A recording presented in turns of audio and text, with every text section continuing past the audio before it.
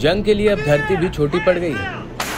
इंसान की धरती पर महातबाही की फितरत अब अंतरिक्ष में भी अंगड़ाई ले रही है।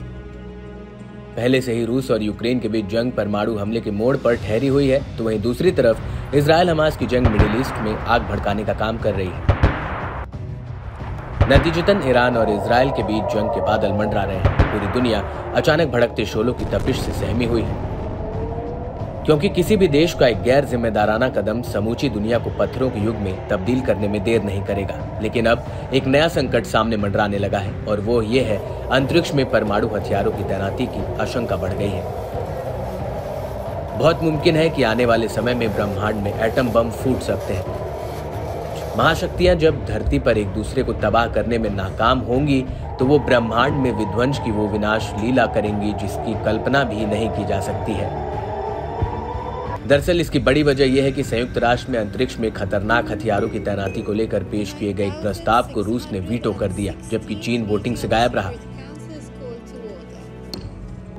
रूस करना चाहता है अंतरिक्ष में भी परमाणु हथियारों की तैनाती।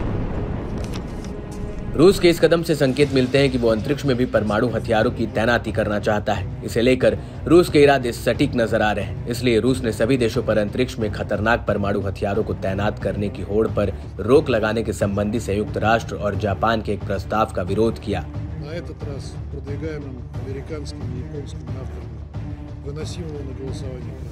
15 सदस्यीय संयुक्त राष्ट्र सुरक्षा परिषद में 13 देशों ने प्रस्ताव के पक्ष में मतदान किया, जबकि रूस ने इसे मानने से इनकार कर दिया। हालांकि चीन इस मामले पर नदारद रहा, लेकिन रूस ने इस प्रस्ताव को राजनीति से प्रेरित करार देते हुए इसे खारिज कर दिया और कहा कि यह प्रस्ताव अंतरिक्ष में सभी प्रकार के हथियारों पर प्रतिबंध लगाने में उतना सक्षम नहीं है। बता दें कि इस प्रस्ताव में सभी देशों से अंतरिक्ष में परमाणु हथियार या फिर ऐसे किसी भी हथियार को तैनात नहीं करने का आह्वान किया गया है जो भारी तबाही का कारण बने। अमेरिका ने अपनाया सख्त रुख।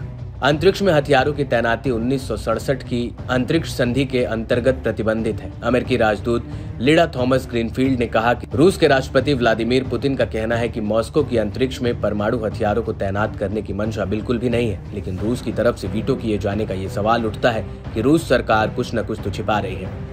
वहीं व्हाइट हाउस ने फरवरी में इस बात की पुष्टि की थी कि रूस ने अंतरिक्ष में उपग्रहों को मिसाइल से उड़ाने की ताकत और तकनीक हासिल कर ली है। हालांकि ऐसा कोई हथियार अभी तक प्रयोग में नहीं लाया गया है।